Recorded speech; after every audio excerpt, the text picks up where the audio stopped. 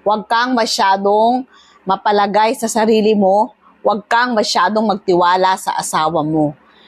Kasi hindi porkit maganda ka, hindi ka na ipagpapalit.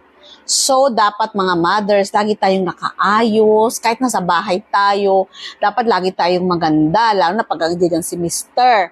Siyempre, parang hindi naman siya maumay sa atin, itsura natin para na lang tayong kung sino na lang na nakataas-taas lang ang buhok, tapos pawis na pawis, amoy mantika, amoy ano. Diba? You have to make paganda always, lalo na pag andyan si Mr. And then guys, you have, kailangan meron ka mga pakikay-pakikay na mga ipit na kagaya nito.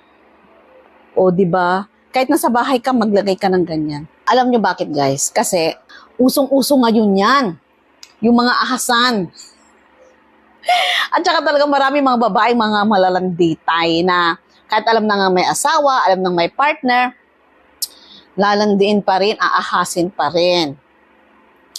So, dapat medyo konting higpit kay Mr. Kasi, pag sobra kang luwag, aabusuhin ka. Dapat ikaw, babae, medyo talas-talasan mo rin pakiramdam mo. Huwag kang kumpiyansa. Maraming babae yung makakapit talaga, sabihin ko sa inyo.